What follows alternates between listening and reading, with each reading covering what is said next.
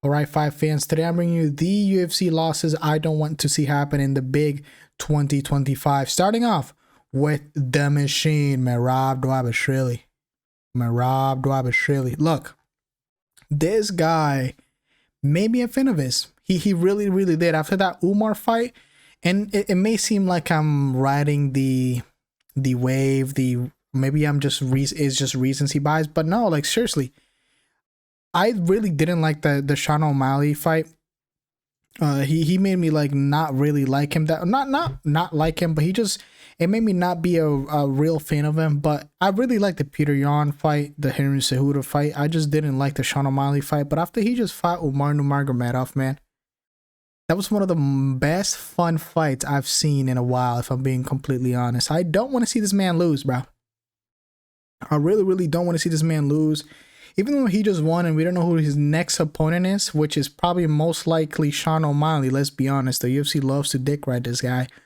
Or it's probably going to be Peter Yan. I don't think the Pantoja fight is going to happen because Pantoja is probably going to stay on his division, just keep dominating these people back to back, even though he cleaned up his division already, but we're not going to talk about that. But yeah. I don't want to see him lose, especially Sean O'Malley, if I'm being completely honest. I do not want to see this guy as champion, bro. He's such a fake star, man. It's absolutely insane how the UFC tries to push this guy as a freaking star. I hate that. You can feel that it's forced when they publish something about Sean O'Malley like he's some huge star. He's not a star, bro. He's not. And that's probably going to be his next fight. Wait a second. Why does that say he has... Whoa, I just realized. Wait a minute. Oh, I was going to say, okay, it did update the record. I said one UFC loss. I was wondering why I said one UFC loss.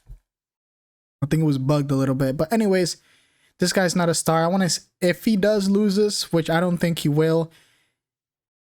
Yeah, I just don't think he will, but he's definitely going to be fighting Sean O'Malley next or Peter Yan, most likely Sean O'Malley, let's be for real. Now, let's move on. Ah, my gosh, dude. Alexander Volkanovski, the great. Bro, that song, that walkout song that he comes out with, I swear to, I have that shit on my playlist, man. I bump that shit every single day. It might seem like I'm dick riding, but that song is actually pretty good. You should go and listen to it. But look, this one's a very sad one. This is a personal one, man. It really is. Because look, if I'm being completely honest, when he beat Max Holloway in 2022, which it feels like it was yesterday, if I'm being completely honest. But when he beat him, it felt like he was on top of, and he was on top of the world, but it felt like it was on top of the world, and it feels like it was just yesterday. It feels like it was, it seems like I'm coping, but look, when he when he lost, like seriously, I didn't mean to say beat, when he lost to Islam Makhachev, it didn't feel like he lost. If everybody knows, if you're a Volkanovski fan, you felt like he didn't lose. And then when he went back down to fight Yair, you know, it's like, okay, he still got it. He didn't get disquabulated. What the fuck did I just say, bro? Bro, I don't even know what I wanted to say there. But anyways, let's keep moving. I'm not even going to cut that out. Yeah, we just knew he still had it when he defeated Yair. And then when I saw that this man accepted the short notice against Islam Makhachev, I was literally in shock. I was like, wait a minute, wait. You're taking a short notice against Islam freaking Makhachev, a Dagestani from the mountain that has been training since he was 2 years old. I don't know. Look, I think this is Volkanovski's thought process. Look, I'm on top of the world. You know, I've been piecing up Max Holloway. I've been escaping submissions from Brian Ortega. I beat up Max Holloway like 3 times. You know, I pieced up Yair Rodriguez. And then I think he was like, I can do this. I can be in my worst shape and I can beat this guy for sure. Last time was a robbery. I think that's what's going on in his head. But me personally, when I saw that he took this short notice fight against Islam Makhachev, don't get me wrong, I'm a fan, but I know he was gonna lose. I immediately knew he was gonna lose. That was one of the biggest mistakes I've seen by a UFC fighter, as a champion UFC fighter, do in a while. In a while. Because first of all, I understand going for double champ status. I completely understand. If you can get the opportunity to do it, do it. But doing it in short notice, when you know this guy's a weight bully too, a super duper weight bully, is absolutely insane. And I'm saying a super duper weight bully because if you guys saw after UFC 311, they released the weight of each fighter on fight day. Are you kidding me? And Islam Makhachev gained a 15%. He gained like 20 pounds. Insane. That guy is, oh my gosh, that is just insane. But I'm not saying Islam is the only one that does that. A lot of fighters do that, but I'm just pointing it out that why the hell would you take this fight in a short notice? But moving on into Ilia Topuria, the Ilia Topuria fight. And that's when we knew. That's when we knew the next generation is upon us, boys. That's when I realized, like, damn, it's time, huh? And the saddest part was, it's just they were back to back KOs, man. Back to back KOs. You couldn't let him ride a decision, man. You couldn't let him. Like, I completely understand your name is El Matador, the killer, Ilia Topuria. I completely understand, but let him be, bro. Let him be, bro. And you know what's the saddest part about all that? He's fighting him again. He already hinted at it. He's been doing a few interviews, which he's smiling ear to ear, saying that I can't disclose anything. But we know he already got the fight. He's already training for it. Like, we know he's fighting Ilia Topuria next. What the fuck are you doing, bro? Don't get me wrong, though. If Volkanovski somehow, if I'm on the timeline that Volkanovski beats Ilia Topuria at least once, I'll be happy. I'll be completely, look, I'm not even kidding. I think Volkanovski, if he wins, he should not give this man a rematch. just don't give him a rematch. Just fight somebody else, bro. Don't fight against Ilia Topuria. Anyways, let's move on. Shout out to Volk. Israel Adesanya. Israel Adesanya. This was this one's an interesting one because I've always I wasn't a fan of Izzy, but I was there. Like, I didn't root against him. I knew he was I knew his potential. I knew his style was very, very fun to watch. I really liked his fights. A lot of people hate on this guy because of, you know, a lot of it's a lot of weird things that's happened. I'm not gonna talk about that stuff, but he's done a lot of weird stuff in the past, I guess, let's say. But yeah, I just like his fighting style. I absolutely love the two Whitaker fights, especially the Alex Pereira fight. The Alex Pereira fight was absolutely phenomenal. I thought it was a very, very early stoppage, by the way, but I do feel like Alex Pereira was gonna get him eventually if they didn't stop it, but it was still an early stoppage. And then when he knocked out Alex Pereira in the second fight, I was not expecting that. Actually caught me off guard, but I was a fan before even the Alex Pereira fights. And then he insanely and very surprisingly got defeated by Tip Tat Sean Strickland.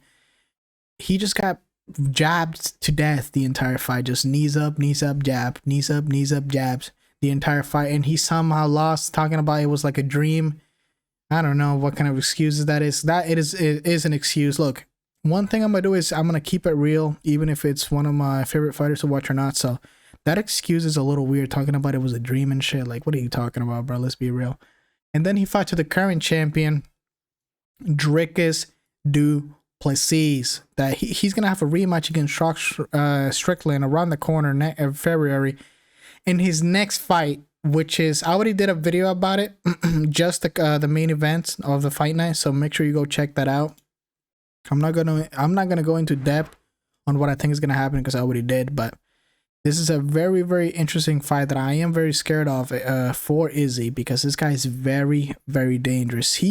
Sean Strickland, nobody defeated this guy, but it was back in, like, I think it was 2022, around there. It was a very long time ago. This guy has definitely leveled up and it's on like a 3-fight winning streak. So I just don't want to see this Izzy lose to this guy, if I'm being completely honest. I feel like Izzy's going to fight this guy and he's going to have one more fight. I don't know what the next fight will be, but Izzy got one more fight this year for sure.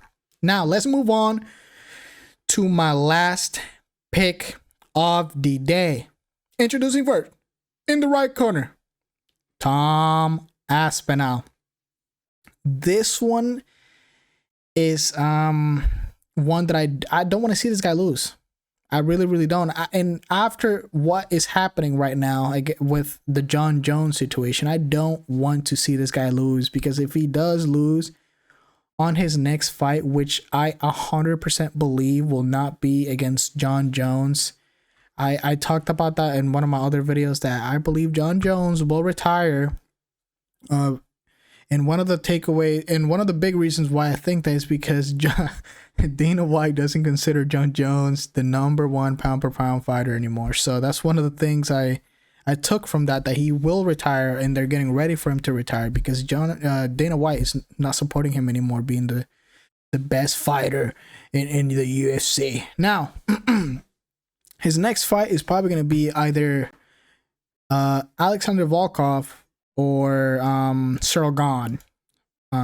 It's probably going to be Cyril Gane, since first, he hasn't fought him yet, and on paper he won, even though it was a robbery against the Alexander Volkov versus Cyril Gane fight. It was a absolute huge robbery. Everyone knows that. I don't know why people are not making a bigger deal, but I completely understand, because even if we talk shit, or nothing's going to be reverted. So, but it did cause a lot of controversy, but at the end of the day, nothing will change. But yeah, it was a big robbery.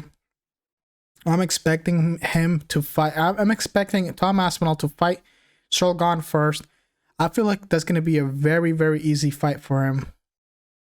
And then maybe at the end of the year, he fights Volkov. And that's going to be a very interesting fight, because Alexander Volkov has improved since they fought. So that's going to be a very, very interesting matchup. But I hope he doesn't lose to one of these two, because, oh my gosh, this guy's just going to get trolled to death.